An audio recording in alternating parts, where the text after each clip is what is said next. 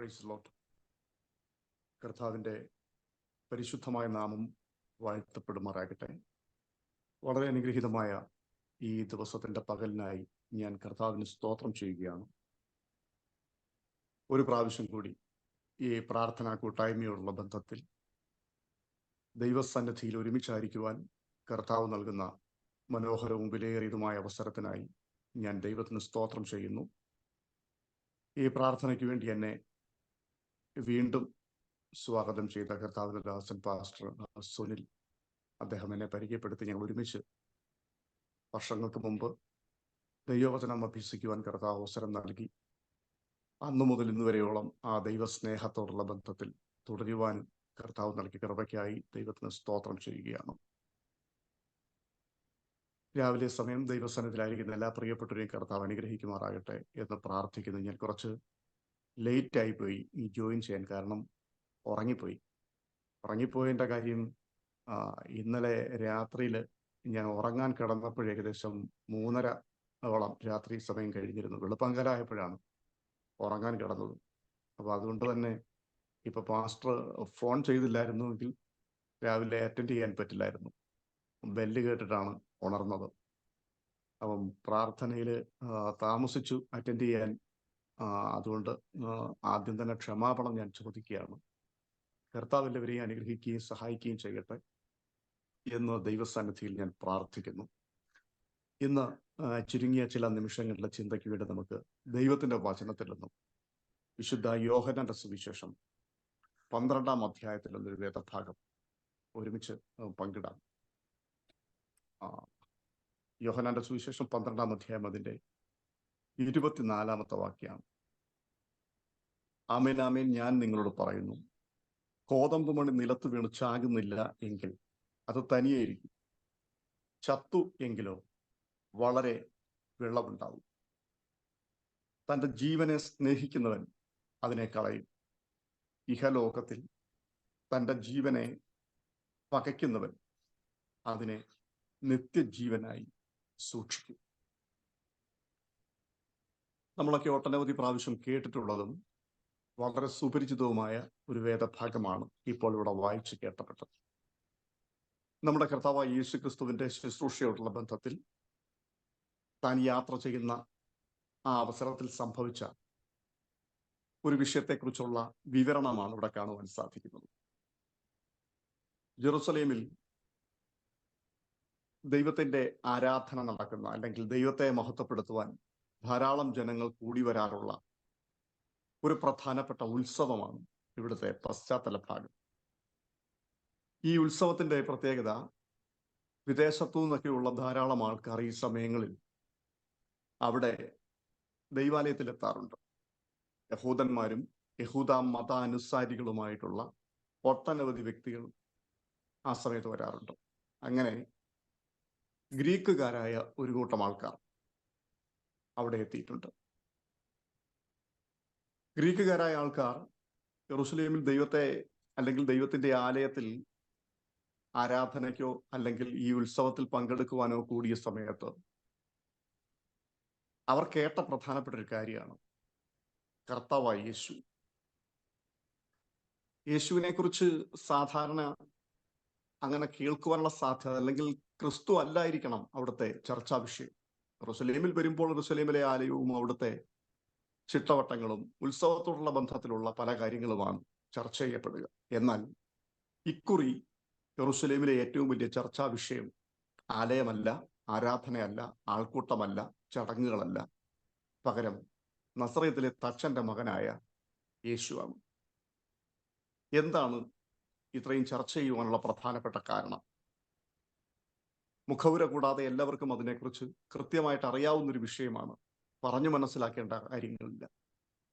അത്ഭുതങ്ങളും അടയാളങ്ങളും വീര്യപ്രവർത്തികളും ചെയ്തുകൊണ്ട് നസറേത്തിലെ തച്ചന്റെ മകൻ എന്ന് വിളിപ്പേരുള്ള, അല്ലെങ്കിൽ അങ്ങനെ അറിയപ്പെട്ടിരുന്ന ക്രിസ്തു ഇപ്പോൾ ആ ദേശത്തൊരു ചർച്ചാ വിഷയമായിരിക്കുകയാണ്. അവന്റെ വായിൽ നിന്ന് വീഴുന്ന വാക്കുകൾ കേൾക്കുവാൻ ആയിരക്കണക്കിന് ആൾക്കാർ തടിച്ചു കൂടുന്നു. അവനിൽ കൂടി ചരിത്രത്തിൽ ഇതുവരെയും ആരും കണ്ടിട്ടില്ലാത്ത തരത്തിലുള്ള അത്ഭുതകരമായ പ്രവർത്തികൾ സംഭവിച്ചുകൊണ്ടേയിരിക്കുന്നു. അപ്പൊ അതൊക്കെ തന്നെ കാട്ടുതീ പോലെ വാർത്ത പടർന്നു പിടിച്ചിരിക്കുകയാണ്. ഇത് അവിടുത്തെ ചർച്ചാ വിഷയമാണ്. അപ്പോൾ യെറൂശലേമിൽ നിന്നും വന്നിരിക്കുന്ന യവനന്മാർ ഈ പറയപ്പെടുന്ന സൂപ്പർ ഹീറോ അല്ലെങ്കിൽ ഈ കഥാപുരുഷൻ ആരാണ് എന്നൊന്ന് കാണണം എന്ന ആഗ്രഹം പ്രകടിപ്പിക്കുകയാണ്. അത് യേശുവിൻ്റെ ശിഷ്യന്മാരിൽ ഒരാളായ ഫിലിപ്പോസിനോടാണ് ചോദിക്കുന്നത്. അദ്ദേഹത്തോട് പറയുകയാണ്, ഞങ്ങൾക്ക് നിങ്ങളുടെ ഗുരുവിനെ ഒന്ന് കാണണം എന്ന് താല്പര്യമുണ്ട്. അപ്പൊ യഹൂദന്മാരുടെ നടുവിൽ കർത്താവ് യേശു ക്രിസ്തു ശുശ്രൂഷയുമായി മുമ്പോട്ട് പോകുമ്പോൾ ഈ വാർത്ത യഹൂദന്മാരുടെ ഇടയിൽ മാത്രമല്ല പല സ്ഥലങ്ങളിലും പ്രചരിച്ചിട്ടുണ്ട്. ഗ്രീക്കുകാരായ ഈ ഈ ആൾക്കാർ അല്ലെങ്കിൽ ജാതീയ പശ്ചാത്തലത്തിലുള്ള ഒരു കൂട്ടം ആൾക്കാർ, അവര് ജെറുസലേമിൽ ഉത്സവത്തിന് വേണ്ടി വന്നവരാണ്. അവർക്ക് യഹോവയായ ദൈവത്തെ ഇഷ്ടമായിരിക്കാം, അല്ലെങ്കിൽ യഹോവയായ ദൈവത്തിലുള്ള ഒരു വിശ്വാസം അവർക്കുണ്ടാവും. അതുകൊണ്ടാണ് ഇത്രയും ദൂരത്ത് നിന്ന് അവർ യാത്ര ചെയ്ത് ജെറുസലേമിൽ വന്നിരിക്കുന്നത്. പക്ഷെ ക്രിസ്തുവിനെ കുറിച്ച് കേട്ടപ്പോൾ അവനെ കാണണമെന്ന് ആഗ്രഹമുണ്ടായതിന്റെ പിൻപിൽ എന്തായിരിക്കാം കാരണം? യവനന്മാരെ കുറിച്ച് തിരുവെഴുത്തിൽ മറ്റൊരിടത്ത് രേഖപ്പെടുത്തിയിട്ടുണ്ട് പൗലോസ്. യഹൂദന്മാർ അടയാളം അന്വേഷിക്കുന്നു, യവനന്മാർ ജ്ഞാനം അന്വേഷിക്കുന്നു. അപ്പൊ യവനന്മാരുടെ ഏറ്റവും വലിയ പ്രത്യേകത ഈ പറയപ്പെടുന്ന അത്ഭുതങ്ങളും അടയാളങ്ങളും വീര്യപ്രവർത്തികളും ഒക്കെ ലഭ്യമാകുന്നതിനേക്കാൾ ഉപരിയായി പുതിയ അറിവുകൾ തേടുന്നവരാണ്. ചരിത്രം അവരെ അങ്ങനെയാണ് ലോകത്തിന്റെ മുമ്പിൽ പരിചയപ്പെടുത്തിയിട്ടുള്ളത്. സോക്രട്ടീസിന്റെയും പ്ലേറ്റോയുടെയും അരിസ്റ്റോട്ടലിന്റെയും പൈതഗോറസിന്റെയും ഒക്കെ പിൻതലമുറക്കാർ, അറിവിന് വേണ്ടി ഏറ്റവും അധികം സമയം വിനിയോഗിക്കുന്ന ആൾക്കാർ, നമ്മുടെയൊക്കെ ഭാഷയിൽ പറഞ്ഞു കഴിഞ്ഞാൽ പുത്തൻ വെളിപ്പാട് അന്വേഷിച്ച് നടക്കുന്ന ആൾക്കാരെന്ന് വേണമെങ്കിൽ പറയാം. അപ്പൊ അങ്ങനെയുള്ള ഒരു കൂട്ടം ആൾക്കാർ ക്രിസ്തുവിനെ കാണുവാൻ ഉദ്ദേശിച്ചതിന്റെ പിൻപിൽ ഒരു പക്ഷേ പുതിയ ആശയങ്ങളോ പുതിയ ഐഡിയാസോ പുതിയ അറിവുകളോ കിട്ടും എന്നുള്ളതായിരിക്കാം. ഇനി അല്ലെങ്കിൽ ഒരുപക്ഷെ ക്രിസ്തുവിൽ കൂടി എന്തെങ്കിലും ഒരു നേട്ടം, അത്ഭുതങ്ങൾ, അതും പ്രതീക്ഷിക്കാം. അപ്പൊ എന്തായാലും യേശുവിനെ കാണുവാനുള്ള അവരുടെ ആഗ്രഹം അവർ ഫിലിപ്പോസിനോട് പങ്കുവച്ചു. ഫിലിപ്പോസ് വന്നിട്ട് ആന്ത്രയാസിനോട് പറയുന്നു, ഇവർ രണ്ടുപേരും കൂടി ഒരുമിച്ച് കർത്താവിന്റെ അടുക്കലേക്ക് വരികയാണ്. എന്നിട്ട് പറയുന്നു, യവനന്മാർ വന്നിട്ടുണ്ട്, ഗ്രീക്കുകാർ വന്നിട്ടുണ്ട്, അവർക്ക് നിന്നെ കാണണമെന്നുള്ള ആഗ്രഹം അവർ പങ്കുവച്ചിരിക്കുകയാണ്. ഈ ഒരു പ്രസ്താവനയ്ക്ക് അല്ലെങ്കിൽ ഈ ചോദ്യത്തിന് എന്തു മറുപടിയാണ് പറയേണ്ടത്? വിദേശത്തു നിന്ന് വന്നിരിക്കുന്ന ഒരു കൂട്ടം ആൾക്കാർക്ക് നിന്നെ കാണുവാൻ താല്പര്യമുണ്ട്. മറുപടി, അവർ വരാൻ പറ, അവരെ കാണാം, അവരോട് സംസാരിക്കാം. ഇനി അടുത്തൊരു മറുപടി, എനിക്ക് കാണാൻ ഇപ്പോൾ താല്പര്യമില്ല, പിന്നെ വരാൻ പറയുക. ഇനി അതുമല്ല എന്നുണ്ടെങ്കിൽ എനിക്ക് കാണാനേ താല്പര്യമില്ല, അതുകൊണ്ട് അവർ വരണ്ട എന്ന് പറഞ്ഞേക്കുക.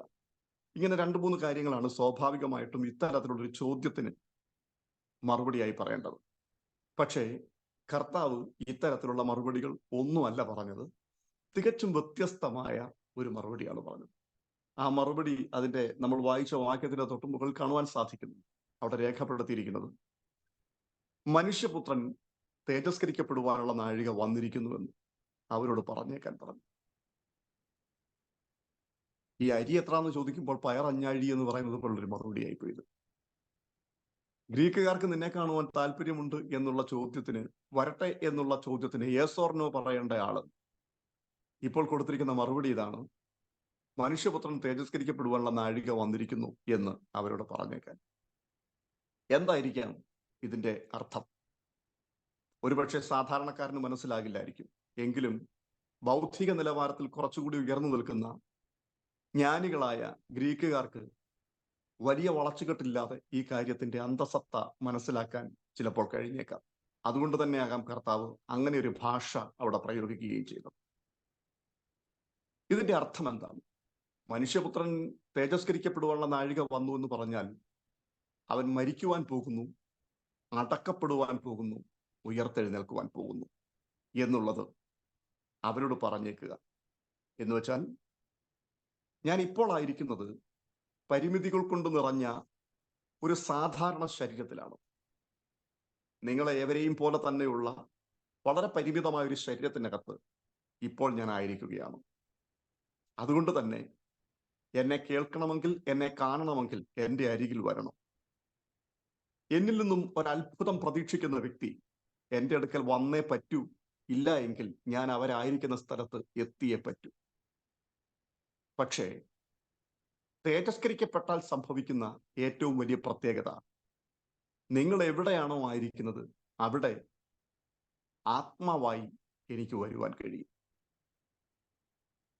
ലോകം മുഴുവനും ആത്മാവായി മാറുവാൻ, അല്ലെങ്കിൽ ആത്മാവ് എന്ന പൗലോസിന്റെ ഭാഷയിൽ പറഞ്ഞു കഴിഞ്ഞാൽ ഒടുക്കത്തെ ആത്മാവ്, അത് ജീവിപ്പിക്കുന്ന ആത്മാവ് എന്ന് രേഖപ്പെടുത്തിയിട്ടുണ്ട്. ജീവൻ പകരുന്ന ആത്മാവായി ഇപ്പോഴായിരിക്കുന്ന പരിമിതികളെ പൊളിച്ച് ഈ ശരീരത്തിന് പുറത്തേക്ക് എത്തിയാൽ ജീവിപ്പിക്കുന്ന ഒരു ആത്മാവായി ലോകം മുഴുവനും നിറഞ്ഞു നിൽക്കുവാൻ എനിക്ക് സാധിക്കും. പിന്നെ എന്നെ തിരക്കി ഇങ്ങോട്ട് വരേണ്ട ആവശ്യമില്ല. നിങ്ങൾ എവിടെയാണോ ആയിരിക്കുന്നത് അവിടെ ഇരുന്നു കൊണ്ട് അപ്പാ എന്ന് വിളിച്ചാൽ, നിങ്ങളുടെ ഹൃദയം ദൈവത്തിങ്കിലേക്ക് ഉയർത്തിയാൽ, ആ നിമിഷം തന്നെ അവിടെ വ്യാപരിക്കുവാൻ കഴിയുന്ന ഒരു ശക്തിയായി മാറും. സ്തോത്രം. ഇപ്പോൾ നിങ്ങൾ ഇവിടെ വന്നാൽ താൽക്കാലികമായിട്ട് എന്തെങ്കിലും കേൾക്കാം, എന്തെങ്കിലും കാണാം, അല്ലെങ്കിൽ എന്തെങ്കിലും ഒരു വിടുതൽ ഒരുപക്ഷെ ലഭിച്ചേക്കാം. പക്ഷെ മനുഷ്യ ജീവിതമാണ്, പ്രതിസന്ധികളുള്ള ജീവിതമാണ്. നാളെ വീണ്ടും പ്രശ്നങ്ങൾ വന്നേക്കാം. അങ്ങനെ ഒരു പ്രതിസന്ധിയുടെ നടുവിൽ വീണ്ടും നിങ്ങൾ നിങ്ങളുടെ നാട്ടിൽ നിന്നും ഓടി ഇവിടെ വരിക എന്നുള്ളതൊന്നും പ്രായോഗികമായ കാര്യമല്ല. സ്തോത്രം. എന്നാൽ ഞാൻ തേജസ്കരിക്കപ്പെട്ടാൽ നിനക്ക് വിശ്വസിക്കുവാൻ കഴിയുമെങ്കിൽ, തേജസ്കരിക്കപ്പെട്ട മനുഷ്യപുത്രൻ സർവവ്യാപിയാണ്, എല്ലായിടത്തും വ്യാപരിക്കുന്ന ആത്മാവായി മാറുകയാണ്, ജീവിപ്പിക്കുന്ന ആത്മാവായി മാറുകയാണ്. അതുകൊണ്ട് ഇതിനേക്കാൾ ബെറ്റർ അതാണ് എന്നുള്ള ഒരു മറുപടി കർത്താവിനോട് പറയുകയാണ്. അവരെ കണ്ടോ കണ്ടില്ലയോ, അവരോട് സംസാരിച്ചോ എന്നുള്ളതിനെ കുറിച്ച് യോഹന്നാൻ പിന്നീട് ഒന്നും തന്നെ രേഖപ്പെടുത്തിയിട്ടില്ല. ഒരുപക്ഷെ കണ്ടു കാണാം, ചിലപ്പോൾ ഇല്ലായിരിക്കാം. എങ്കിലും വളരെ കൃത്യമായി ഒരു മറുപടി പറഞ്ഞിരിക്കുകയാണ്, ഇതിനേക്കാൾ ബെറ്റർ അതാണ്. ഇപ്പോൾ ഈ ശരീരത്തിൽ ഇരിക്കുമ്പോൾ കാണുന്നതും ലഭിക്കുന്നതുമായിട്ടുള്ളത് പരിമിതമായ കാര്യങ്ങൾ മാത്രമാണ്. എന്നാൽ പരിമിതിയില്ലാത്ത ഒന്നുണ്ട്, അത് മരണത്തിനപ്പുറത്തുള്ള സംഭവം. ഉയർത്തെഴുന്നേൽക്കുന്ന മനുഷ്യപുത്രന്റെ ജീവൻ അത് എവിടെ ഇരുന്നു കൊണ്ടും ആർക്കും പ്രാപ്യമാണ് എന്നുള്ള ഒരു വലിയ സന്ദേശം. അതാണ് ഇതിനേക്കാൾ ഏറ്റവും ബെറ്റർ ആയിരിക്കുന്നത് എന്നുള്ള ഒരു മറുപടി കർത്താവ് പറയുന്നുണ്ട്. ഇത് അവരോട് പറയുവാൻ പറഞ്ഞ ഒരു മറുപടിയാണ്. തീർന്നില്ല. ശിഷ്യന്മാരോട് ഉടൻ തന്നെ കർത്താവ് പറഞ്ഞു, ആമേൻ ആമേൻ. ആവർത്തിച്ച് അവൻ പറയുകയാണ്. അല്ലെങ്കിൽ ഒരു കാര്യം ഏറ്റവും ഇമ്പോർട്ടൻ്റ് ആയതുകൊണ്ട് സത്യമായും സത്യമായും ഞാൻ നിങ്ങളോട് പറയുന്നു എന്ന് പറഞ്ഞുകൊണ്ട് കർത്താവ് പറഞ്ഞ വാക്യങ്ങളാണ് നമ്മൾ പിന്നെ വായിച്ചത്. കോതമ്പ് മണി നിലത്ത് വീണ് ചാകുന്നില്ലെങ്കിൽ അത് തനിയായിരിക്കും, ചത്തു എങ്കിലോ വളരെ വിളവുണ്ടാവും. ആമേൻ. ഈ ലോകത്തിൽ തന്റെ ജീവനെ സ്നേഹിക്കുന്നവൻ അതിനെ നഷ്ടമാക്കും. ഈ ലോകത്തിൽ തന്റെ ജീവനെ പകയ്ക്കുന്നവൻ, അതിനെ കളയാൻ താല്പര്യപ്പെടുന്നവൻ നിത്യജീവനിലേക്ക് അതിനെ സൂക്ഷിക്കും എന്നുള്ള വളരെ സുപ്രധാനമായ ഒരു വെളിപ്പാട് കർത്താവ് തന്റെ ശിഷ്യന്മാരോട് പങ്കുവെക്കുകയാണ്. എന്താണ് സത്യത്തിൽ ഈ പറയുന്ന വാക്യങ്ങൾക്കകത്തുള്ള ആന്തരിക അർത്ഥങ്ങൾ? നമുക്ക് ഒത്തിരി വചനം ഇതിനോടുള്ള ബന്ധത്തിൽ നമ്മൾ കേട്ടിട്ടുള്ളതാണ്. അതുകൊണ്ട് തന്നെ തുടർന്നുള്ള നിമിഷങ്ങളിൽ ഒരുപക്ഷെ എന്തായിരിക്കും പറയാൻ പോകുന്നത് എന്നുള്ളതിനെ കുറിച്ച് ഒരു ധാരണ നമ്മുടെ മനസ്സിലുണ്ടാവാം. ഒറ്റ വാക്കിൽ പറഞ്ഞു കഴിഞ്ഞാൽ കർത്താവ് പറയുന്നത് ഫലപ്രദമായ ഒരു ജീവിതം നയിക്കുക എന്നുള്ളതിന്റെ പിൻപിലെ രഹസ്യം എന്താണ് എന്നുള്ളതിനെ കുറിച്ചാണ്. മനുഷ്യജീവിതത്തിൽ ഒത്തിരി ഒത്തിരി പരിമിതികളുണ്ട്. നമ്മൾ എന്തെല്ലാമാണ് എന്ന് പറഞ്ഞാലും നമ്മൾ ഒന്നുമല്ല എന്ന് തോന്നുന്ന ഒട്ടനവധി സാഹചര്യങ്ങൾ നമ്മുടെ മുൻപിൽ വരാറുണ്ട്. നമുക്ക് നന്നായി സംസാരിക്കാൻ കഴിഞ്ഞേക്കാം, ഒരുപക്ഷെ നമുക്ക് നല്ല രീതിയിൽ സാമ്പത്തികമായി മുന്നേറുവാനുള്ള കഴിവുകൾ ഉണ്ടാകാം, പണം ധാരാളം ഉണ്ടാകാം, പദവികൾ ഉണ്ടാകാം, സമൂഹത്തിൽ അറിയപ്പെടുന്ന ഒത്തിരി ഒത്തിരി കാര്യങ്ങൾ, അല്ലെങ്കിൽ മറ്റുള്ളവർ കൊള്ളാം എന്ന് പറയുന്ന പലതും നമ്മുടെ പക്കൽ ഉണ്ടാകാം. എന്നാൽ ഇതൊന്നും മുൻപോട്ട് പോകുവാൻ പര്യാപ്തമല്ല എന്ന് തോന്നുന്ന അല്ലെങ്കിൽ ബോധ്യപ്പെടുന്ന ഒട്ടനവധി സാഹചര്യങ്ങൾ ഈ ഭൂമിയിൽ വരാറുണ്ട്.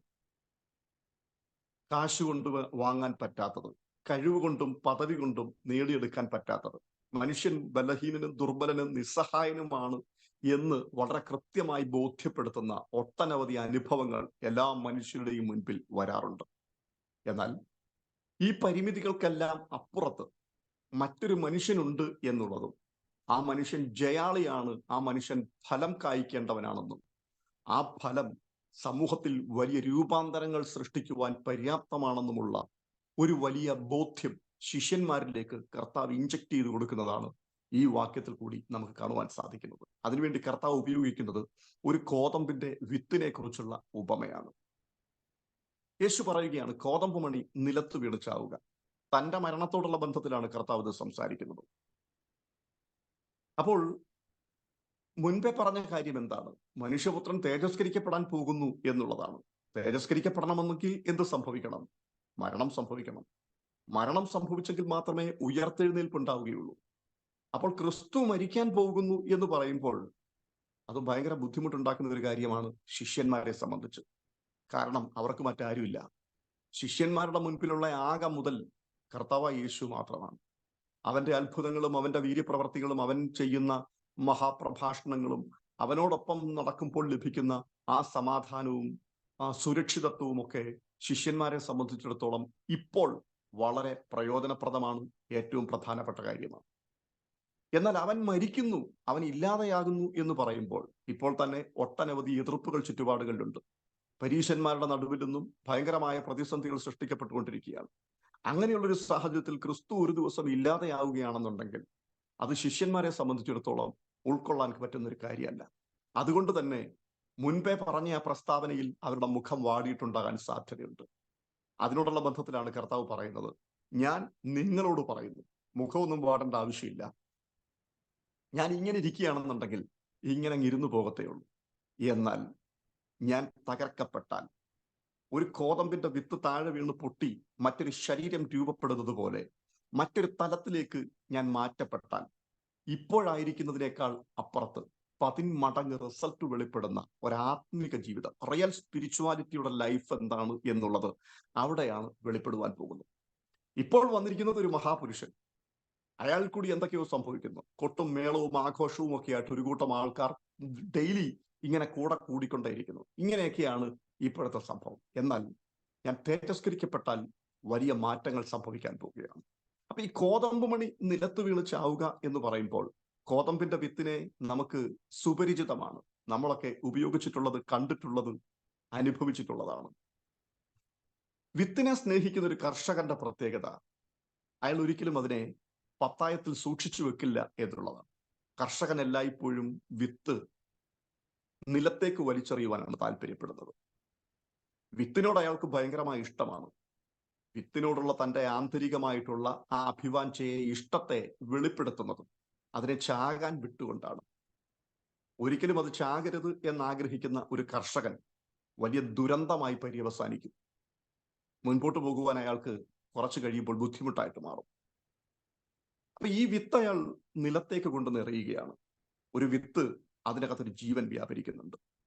വിത്തിന്റെ ജീവൻ പുറത്തു വരണമെങ്കിൽ ഒറ്റ ദിവസം കൊണ്ട് വേണമെങ്കിൽ അതിനെ ഭക്ഷിച്ചില്ലാതെയാക്കാം. എന്നാൽ ആ വിത്ത് തലമുറകൾക്ക് പ്രയോജനപ്രദമാകുന്ന നിലവാരത്തിലേക്ക് എത്തിച്ചേർക്കുന്ന അടുത്ത പ്രോസസ്സിലേക്ക് വേണമെങ്കിൽ വിട്ടുകൊടുക്കുകയും ചെയ്യാം. സ്തോത്രം. അതിനുവേണ്ടി കർഷകൻ ചെയ്യുന്ന പ്രധാനപ്പെട്ട കാര്യം അതിനെ നിലത്ത് വീഴുവാൻ അനുവദിക്കുന്നു, അല്ലെങ്കിൽ ചാകാൻ അനുവദിക്കുന്നു എന്നുള്ളതാണ്. മനോഹരമായ ഒരു വിത്ത്, നല്ല കളറുള്ള ഒരു കോതമ്പ്, അത് മണ്ണിലേക്ക് വീഴുന്നു. മണ്ണിലെ ഊഷ്മാവ്, അപ്പോൾ തന്നെ അതിന്റെ പിൻപിൽ വീഴുന്ന വെള്ളം, ഇത് രണ്ടും കൂടി കട്ടിയുള്ള പുറന്തോടിനെ പൊട്ടിക്കുകയാണ് ചില നിമിഷങ്ങൾ, ചില ദിവസങ്ങൾ കഴിയുമ്പോഴേക്കും. ഇത്രയും കാലഘട്ടം സുരക്ഷിതമായി സൂക്ഷിച്ചു വെച്ചിരുന്ന ആ പുറംചട്ട പൊട്ടുമ്പോൾ അകത്തുനിന്ന് പുതിയ ഒരു ജീവൻ പുറത്തേക്ക് വരുന്നു, അല്ലെങ്കിൽ പുതിയൊരു ശരീരം പുറത്തേക്ക് വരുന്നു. അത് തികച്ചും ആശ്ചര്യകരമായ ഒരു സംഭവമാണ്. വീണത് ഒരു കുഞ്ഞു വിത്താണ്, എന്നാൽ ഇപ്പോൾ പുറത്തേക്ക് വരുന്നത് മറ്റൊരു ശരീരമാണ്. ആ ഒരു ശരീരം പുറത്തേക്ക് വരുന്നു. ആശ്ചര്യകരമായി നോക്കി നിൽക്കുന്ന കാലഘട്ടത്തിൽ ആ ശരീരത്തിൽ വീണ്ടും വീണ്ടും രൂപാന്തരങ്ങൾ സംഭവിക്കുന്നു. വീണത് ഒരു വിത്താണ്, പക്ഷെ കിളിർത്തു വളർന്ന് ഫലപ്രാപ്തിയിലേക്ക് എത്തിയപ്പോൾ 100 കണക്കിന് വിത്തുകൾ അതിൽ വീണ്ടും കൂട്ടിച്ചേർക്കപ്പെടുകയാണ്. വീണ വിത്തിന്റെ കളർ എന്തായിരുന്നോ അതേ കളർ തന്നെയാണ് ഇപ്പോൾ പുതിയ വിത്തിലും വെളിപ്പെടുന്നത്. വീണ വിത്തിന്റെ ക്വാളിറ്റി എന്താണോ ആ ക്വാളിറ്റി തന്നെയാണ് ഇപ്പോൾ വീണ്ടും രൂപപ്പെട്ടു വരുന്ന വിത്തുകളുടെയും ക്വാളിറ്റി. അതായത് ചാകുവാൻ ഏൽപ്പിക്കപ്പെട്ട വ്യക്തിത്വത്തിന്റെ എന്തെല്ലാം ഗുണഗണങ്ങളുണ്ടോ ആ ഗുണഗണങ്ങളെല്ലാം അതുപോലെ ഉള്ളടക്കം ചെയ്തിരിക്കുന്നതാണ് പുതുതായി പുറത്തു വന്നിരിക്കുന്ന വിത്തുകൾ. എത്ര പേർക്ക് ഞാൻ പറയുന്നത് മനസ്സിലാകുന്നുണ്ട്? നല്ല കോതമ്പുമണിയായ ക്രിസ്തു എന്ന ഏക പുരുഷൻ, അവൻ തകർക്കപ്പെട്ടപ്പോൾ അവന്റെ ആത്മാവിനാൽ വീണ്ടും ജനിക്കപ്പെട്ട ഒരു കൂട്ടം കോതമ്പുമണികൾ. ഇതിനകത്ത് എന്നെ കേട്ടുകൊണ്ടിരിക്കുന്നത് പരിമിതമായ ആൾക്കാർ മാത്രമാണ്. പക്ഷേ ലോകത്തിന്റെ വിവിധ കോണുകളിലായി ചിതറിപ്പാർക്കുന്ന കോടിക്കണക്കിന് ജനങ്ങൾ, ആത്മാവിൽ വീണ്ടെടുക്കപ്പെട്ടവർ, അങ്ങനെയുള്ള വ്യക്തികൾ തികച്ചും ഗ്രഹിക്കേണ്ട സുപ്രധാനമായ ഒരു സന്ദേശമാണ് ഞാൻ വീണ്ടും ജനിച്ചിരിക്കുന്നോ ഇല്ലയോ എന്നുള്ളത്. വീണ്ടും ജനിച്ചു എങ്കിൽ അതിന്റെ പിൻപിലുള്ള പ്രധാനപ്പെട്ട അർത്ഥം മറ്റൊരു വിത്ത് ഇല്ലാതെയായതുകൊണ്ട്, മറ്റൊരു വിത്ത് ചത്തുപോയത് കൊണ്ടാണ് പുതിയൊരു ശരീരം പുറത്തു വന്നത്. ആ പുതിയൊരു ശരീരം പുറത്തു വന്നതുകൊണ്ടാണ് അതിനകത്ത് ഫലമുണ്ടായത്. ആ ഫലമാണ് ഞാൻ, ആ ഫലമാണ് നിങ്ങൾ. അങ്ങനെയാണെങ്കിൽ വീണ വിത്തിന്റെ ക്വാളിറ്റി ഇപ്പോൾ പുറത്തു വന്ന വിത്തിലുണ്ടോ എന്നുള്ളതാണ് പ്രധാനപ്പെട്ട ഒരു ചോദ്യം. വീണ വിത്തിന്റെ ക്വാളിറ്റി പുതിയ ശരീരത്തിൽ ഇല്ല എന്നുണ്ടെങ്കിൽ അത് വലിയ അപകടമാണ്. ദീർഘമായി പ്രതിപാദിക്കേണ്ട ധാരാളം വിഷയങ്ങൾ ഇതിനകത്തുണ്ട്. ഞാൻ ഒത്തിരി ദീർഘിപ്പിക്കുവാൻ താല്പര്യപ്പെടുന്നത് നമ്മുടെ മുമ്പിലെ സമയം പരിമിതമായതുകൊണ്ട് ഞാൻ അവസാനിപ്പിക്കാം. നിലത്ത് വീണ് ചത്ത വിത്തിനകത്തുള്ള ക്വാളിറ്റി പുതുതായി വന്നിരിക്കുന്ന വിത്തിനകത്ത് ഇല്ല എന്നുണ്ടെങ്കിൽ, അതായത് ക്രിസ്തു ആരായിരുന്നോ, ആ ക്രിസ്തുവിൽ എന്തൊക്കെ ഉണ്ടായിരുന്നോ, ആ ക്രിസ്തുവിലുള്ളതെല്ലാം ക്രിസ്തുവിന്റെ ആത്മാവിനാൽ വീണ്ടും ജനിക്കപ്പെട്ട ഒരു ദൈവ പൈതലിൽ കാണുന്നില്ല എങ്കിൽ വളരെ നഷ്ടമാണ്, വളരെ കഷ്ടമാണ് എന്ന് പറയുന്നതാണ് ഏറ്റവും ഉചിതം. സ്തോത്രം. നിങ്ങൾ വീണ്ടും ജനിക്കപ്പെട്ടിരിക്കുന്നുവോ? നിങ്ങൾ ആത്മാവിൽ ജനിക്കപ്പെട്ടിരിക്കുന്നുവോ? ആത്മാവിൽ ജനിക്കപ്പെട്ടിരിക്കുന്ന നിങ്ങൾക്ക് ക്രിസ്തുവിന്റെ സ്വഭാവ ഗുണങ്ങൾ ഉണ്ടായിട്ടുണ്ടോ? ക്രിസ്തുവിന്റെ രൂപഗുണം എന്നുള്ളത് അസംഭവ്യമാണ്. എന്നാൽ ക്രിസ്തുവിന്റെ സ്വഭാവ ഗുണം, ആത്മാവിൽ വീണ്ടും ജനിച്ച ദൈവ പൈതലാണ് എന്നുണ്ടെങ്കിൽ നിങ്ങൾക്ക് അവന്റെ ശൈലികൾ രൂപപ്പെടുത്തിയെടുക്കുവാൻ കഴിയും. രൂപപ്പെടുത്തിയെടുക്കുക എന്നുള്ളത് തെറ്റായ ഒരു പ്രസ്താവനയാണ്. അത് നിങ്ങളുടെ ഉള്ളിൽ സ്വാഭാവികമായും വരും. ഒരിക്കലും പുതുതായി ജനിക്കുന്ന ഒരു കോതമ്പുമണി വീണ് തകർന്ന അല്ലെങ്കിൽ വീണ് ചത്ത വിത്തിന്റെ ആ ഒരു നിലവാരത്തിലേക്ക് എത്തുവാൻ വേണ്ടി കഠിന പരിശ്രമം ചെയ്യുകയല്ല. പുതുതായി ഉണ്ടാകുന്ന കോതമ്പുമണിയിൽ ഓട്ടോമാറ്റിക്കലി സംഭവിക്കുന്ന പ്രോസസ്സാണ് പഴയതിന്റെ അതേ ജീവനെ നിലനിർത്തുക, ആ ക്വാളിറ്റി നിലനിർത്തുക. നോക്കിക്കേ, ഇപ്പോൾ രൂപപ്പെട്ടിരിക്കുന്ന വിത്തിന് പഴയതിന്റെ കളറുണ്ട്, പഴയതിന്റെ രൂപസാദൃശ്യമുണ്ട്. പഴയ വിത്തിന്റെ മണ്ണിനകത്ത് വീണ് ചത്തുപോയ പഴയ വിത്തിന്റെ അതേ ഗുണാംശങ്ങൾ, അതേ ക്വാളിറ്റികൾ അതിനകത്ത് എന്തെല്ലാം ഉണ്ടോ അതിനകത്ത് ഒട്ടും തന്നെ കുറയാതെ ഇതിനകത്തും വന്നിട്ടുണ്ട്.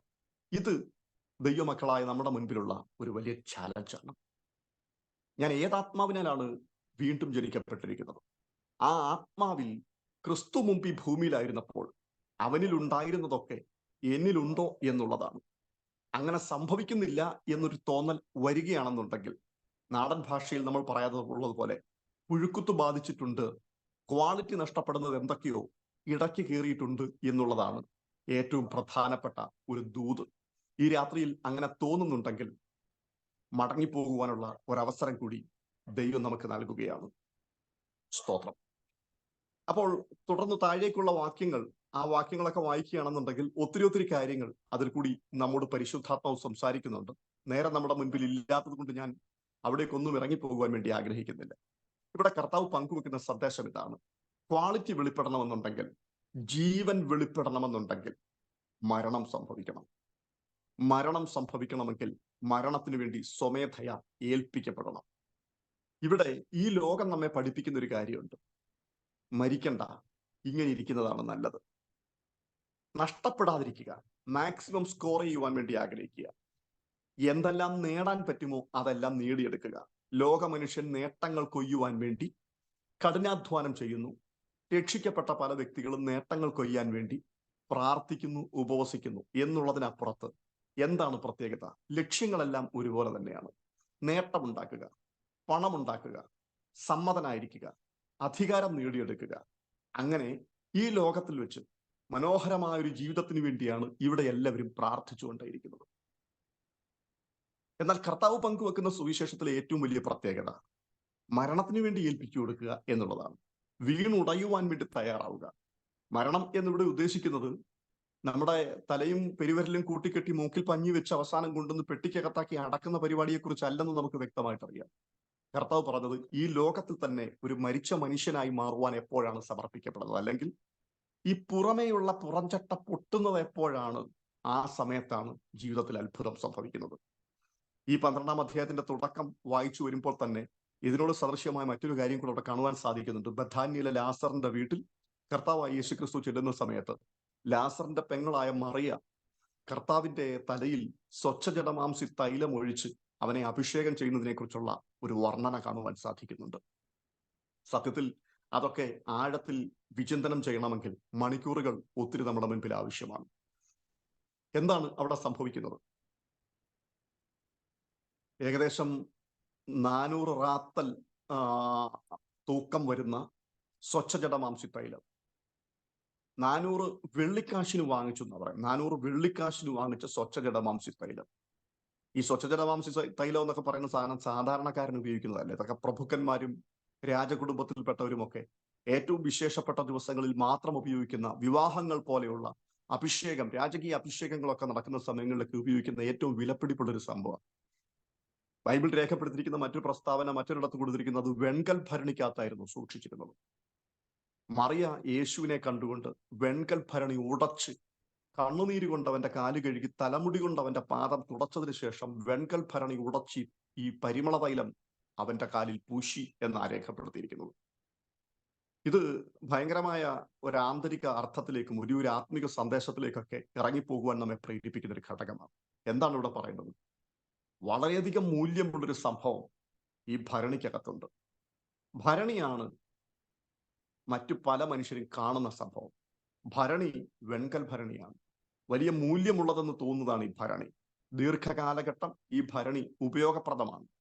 എന്നാൽ ഭരണിയേക്കാൾ വിലയുള്ളത്, ഏറ്റവും സുഗന്ധപൂരിതമായതൊന്ന് ഭരണിക്കകത്തുണ്ട്. ഈ അകത്ത് കിടക്കുന്ന സാധനം പുറത്തു വരാൻ വേണമെങ്കിൽ ഭരണിയുടെ അടപ്പ് തുറന്നിട്ട് തിരിച്ചൊഴിച്ചു കളയാമായിരുന്നു. എന്നാൽ അവൾ ആ ഭരണി തന്നെ ഉടച്ചു കളഞ്ഞു എന്ന് പറയുമ്പോൾ അതൊരു മനസ്സില്ലാത്ത പരിപാടിയായി പോയി എന്ന് തോന്നിയേക്കാം. സത്യത്തിൽ മറിയ ഒരു സന്ദേശം അവിടെ നൽകുകയാണ്. ഏറ്റവും വിലപിടിപ്പുള്ളത് തൈലത്തിനാണ്. അതുകൊണ്ട് തന്നെ തൈലത്തിനാണ് ഞാൻ പ്രാധാന്യം കൊടുത്തത്. ഈ പുറംചട്ടയ്ക്ക് അല്ലെങ്കിൽ ഈ പുറത്തെ ഈ വെൺകൽ ഭരണിക്ക് ഞാൻ യാതൊരു പരിഗണനയും കൽപ്പിക്കുന്നില്ല. ഇതിനെ നമുക്ക് നമ്മളിലേക്കൊന്ന് കൊണ്ടുവരികയാണെന്നുണ്ടെങ്കിൽ നമ്മുടെ ഈ പുറത്തെയുള്ള മനുഷ്യനും അകത്തെ മനുഷ്യനും തമ്മിലുള്ള പ്രത്യേകതകളെ കുറിച്ചൊക്കെ നമുക്ക് അവിടെ ധാരാളം കാര്യങ്ങൾ മനസ്സിലാക്കുവാൻ കഴിയും. എന്ന് പറഞ്ഞാൽ നമ്മൾ ഈ ഓടുന്നതും നമ്മൾ ഈ അധ്വാനിക്കുന്നതും എല്ലാം ഏതൊക്കെ കാര്യങ്ങൾ കൂടി ചിന്തിച്ചാലും വളച്ചുകെട്ടില്ലാതെ നമുക്ക് എത്തിച്ചേരുവാൻ കഴിയുന്നൊരു കാര്യമുണ്ട്. ഈ പുറമെയുള്ള മനുഷ്യന് വേണ്ടിയാണ്. നമ്മുടെ അകത്ത മനുഷ്യന് വേണ്ടി നമ്മളിൽ എത്ര പേരാണ് പ്രാർത്ഥിക്കാറുള്ളത്? നമ്മുടെ അകത്ത മനുഷ്യനൊന്ന് ശക്തീകരിക്കപ്പെടുവാൻ, അതിനെ ഒന്ന് ഡെവലപ്പ് ചെയ്തെടുക്കുവാൻ വേണ്ടി എത്ര പേരാണ് വില കൊടുക്കാറുള്ളത്? ഇല്ല. നമ്മുടെ എല്ലാ പ്രാർത്ഥനകളും കറങ്ങി തിരിഞ്ഞു വന്നു ചേരുന്നതെല്ലാം ഈ ഭൗതിക അനുഗ്രഹത്തിലും സൗഖ്യത്തിലും വിടുതലിലും ഒക്കെ മാത്രമായിട്ട് നിൽക്കുകയാണ്. കാരണം എന്താണ്? നമ്മൾ കേൾക്കുന്നതും നമ്മൾ പഠിക്കുന്നതുമെല്ലാം അങ്ങനെ ഒരു സുവിശേഷം മാത്രമാണ്. എന്നാൽ കർത്താവ് പറഞ്ഞൊരു കാര്യമുണ്ട്. രക്ഷിക്കപ്പെടുന്നവരുടെയും നശിച്ചു പോകുന്നവരുടെയും ഇടയിൽ ക്രിസ്തുവിന്റെ സൗരഭ്യമായിട്ട് നിങ്ങൾ മാറണം. സൗരഭ്യമായി നിങ്ങൾ മാറണമെങ്കിൽ നിങ്ങളുടെ അകത്ത മനുഷ്യൻ പുറത്തു വരണം. അകത്ത മനുഷ്യൻ പുറത്തു വരണമെങ്കിൽ പുറത്ത മനുഷ്യൻ ഉടയാൻ തയ്യാറാകണം. വെൺകൽ ഭരണി എന്ന് പറയുമ്പോൾ അതിനൊരു കട്ടിയായിട്ടുള്ള ആഘാതം ഏൽക്കാതെ ഉടയത്തില്ല. എന്ന് പറഞ്ഞാൽ ഒരുമാതിരിപ്പെട്ട പ്രസംഗം കൊണ്ടൊന്നും പല ആൾക്കാരും ഗുണപ്പെടാൻ സാധ്യതയില്ലെന്നും, നല്ല അടി കിട്ടിയെങ്കിൽ മാത്രമേ ചിലരൊക്കെ ഉടയത്തുള്ളൂ. ഈ പുറമെയുള്ള പരുക്കൻ മനുഷ്യൻ, പാപത്തിന്റെയും അതിക്രമത്തിന്റെയും ലാഞ്ചന കൊണ്ട് വികൃതമായി പോയ പഴയ മനുഷ്യൻ, അസൂയയും പകയും കുശുമ്പും സ്വസ്നേഹവും കൊണ്ട് നിറഞ്ഞിരിക്കുന്ന ഈ പുറമെയുള്ള പുറംചട്ട, ഈ സംഗതി പൊട്ടണം. ഇത് പൊട്ടിയെങ്കിൽ അത്ഭുതം നടക്കും. പക്ഷേ ഇത് പൊട്ടാതിരിക്കാൻ വേണ്ടിയാണ് നമ്മളൊക്കെ പരിശ്രമിക്കുന്നത്. ഇതിനെ മാക്സിമം സുരക്ഷിതമായി വെക്കാൻ വേണ്ടിയാണ് നമ്മളൊക്കെ ആഗ്രഹിക്കുന്നത്. ഞാൻ അവസാനിപ്പിക്കുകയാണ്. പിന്നീടൊരു അവസരത്തിൽ നമുക്ക് സമയം കിട്ടിയാൽ കൂടുതൽ കാര്യങ്ങൾ അതിനെപ്പറ്റി പറയാം. ഭൂമിയിൽ എല്ലായിടത്തും പൗലോസിന്റെ ഭാഷയിൽ രക്ഷിക്കപ്പെടുന്നവരുടെയും നശിച്ചു പോകുന്നവരുടെയും ഇടയിൽ ക്രിസ്തുവിന്റെ സൗരഭ്യമായി മാറുക, അല്ലെങ്കിൽ അധികം വിളവുണ്ടാകണമെങ്കിൽ ഇപ്പോൾ പോകുന്ന വിളവിനേക്കാൾ 10 മടങ്ങ് ഫലസമൃദ്ധിയിലേക്ക് നിങ്ങൾ എത്തണമെങ്കിൽ സ്വയത്തിന്റെ മരണം എന്ന് പറയുന്ന ഒന്നുണ്ട്. ആ സംഗതി വെളിപ്പെടണം. പൗലോസ് പറയുന്നു, കർത്താവായ യേശു ക്രിസ്തുവിന്റെ പരിജ്ഞാനത്തിന്റെ ശ്രേഷ്ഠത നിമിത്തം ഞാൻ സകലതും ചപ്പും ചവറും എന്ന് എണ്ണി. അതൊരു സ്വയത്തിന്റെ മരണത്തിന്റെ പ്രത്യേകതയാണ്. പിന്നീട് ക്രിസ്തു നിമിത്തം താൻ തന്നെ തന്നെ പകച്ചു മുൻപോട്ട് പോവുകയാണ്. ഞാൻ എൻ്റെ പ്രാണനെ വിലയേറിയതായി എണ്ണുന്നില്ലെന്നൊക്കെ പൗലോസ് പറയുന്നുണ്ട്. ഒരു വല്ലാത്ത ജീവിതമായിരുന്നു. കർത്താവ് വിളിക്കുന്നത് മരിക്കാൻ വേണ്ടിയാണ്, സുഗന്ധപൂരിതമാകുവാൻ വേണ്ടിയാണ്, ഉടച്ചൊഴുക്കുവാൻ വേണ്ടിയാണ്. ലോകം പറയുന്നതെല്ലാം വെട്ടിപ്പിടിക്കുക, നേട്ടങ്ങൾ ഉണ്ടാക്കുക. എന്നാൽ കർത്താവ് വിളിക്കുന്നത് നേട്ടങ്ങളെയെല്ലാം ഉടച്ചൊഴുക്കി കളയുക, സൗരഭ്യം പരത്തുവാൻ വേണ്ടി തയ്യാറാവുക. അങ്ങനെ പോയാൽ നിങ്ങളുടെ ജീവിതം അനുഗ്രഹിക്കപ്പെടും. ദൈവം നിങ്ങളെ എല്ലാവരെയും അനുഗ്രഹിക്കുമാറാകട്ടെ. ഈ വചനങ്ങളാൽ എന്നെ ശുശ്രൂഷയ്ക്കായി വീണ്ടും ക്ഷണിച്ച കർത്താവിന്റെ അഭിഷക്തദാസനോടും ദൈവസന്നിധിയിലായിരിക്കുന്ന എല്ലാ പ്രിയപ്പെട്ടവരോടും നന്ദി പറഞ്ഞുകൊണ്ട് ഞാൻ അവസാനിപ്പിക്കുന്നു. കർത്താവ് നമ്മെ മാനിക്കട്ടെ.